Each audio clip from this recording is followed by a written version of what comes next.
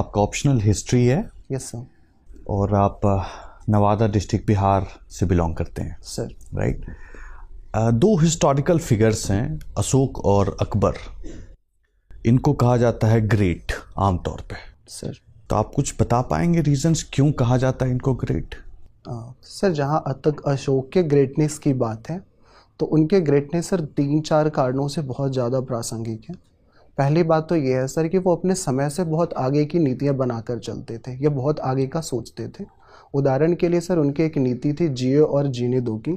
कहीं ना कहीं सर आज भी वो प्रासंगिक है और भारत की जो विदेश नीति है जिसमें विशेष करके पंचशील का सिद्धांत है वो इसी पर सर आधारित प्रतीत होता है। दूसरा है सर कि वो एक ऐसे शासक थे जिन्होंने राज्य के कार्यों में वृद्धि की या राज्य के दायित्व में वृद्धि की, क्योंकि उन्होंने पहली बार ये घोषित किया कि राजा अपने प्रजा का ऋणी होता है।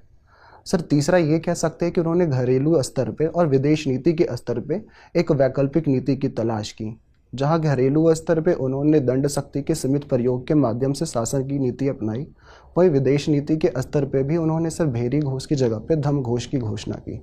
तो सर ये अशोक की महानता के ये कुछ कारण थे। और अकबर की महानता का सबसे बड़ा कारण ये था सर कि उनके द्वारा जिस तरह की धार्मिक नीति अपनाई गई वो बहुत अद्वितीय उस काल की दृष्टि से थी सर।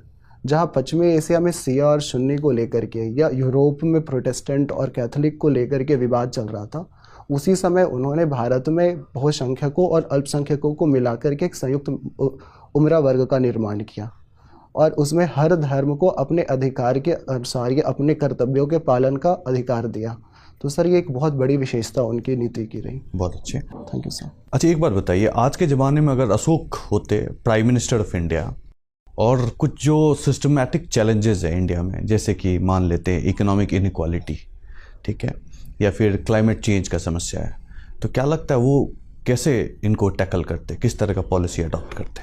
सर उनकी द्वारा जो व्यवहारिक नीति अपनाई जाती थी वो सर बहुत उपयोगी थी, क्योंकि उन्होंने हर चीज़ को एक व्यवहारिक परिप्रेक्ष्य में देखा और उसे कार्यान्वित करने की कोशिश की है। तो मुझे लगता है सर इसी परिप्रेक्ष्य में अशोक के द्वारा वर्तमान भारत की समस्याओं को दूर करने की कोशिश की जाती। इस क्रम में जिस तरह से उस काल में पन्याध्यक्ष या सीता भूमि के जो अध्यक्ष होते थे उनके द्वारा नीतियों का कार्यान्वयन किया जाता था, तो उसी रूप में सर आज भी वो इस पे विशेष बल देते और भारत की कृषि अर्थव्यवस्था और व्यापार और वाणिज्य के विकास के लिए कदम उठाते, जिससे सर आर्थिक समस्या हमारी दूर हो सकती थी। और सर जलवायु संकट को लेकर के कहीं ना कहीं वो आज के परिप्रेक्ष्य में रहते हैं, तो जिस तरह से बौद्ध संप्रदाय से संबंधित विचार थे, उनके मध्य मार्ग के विचार थे,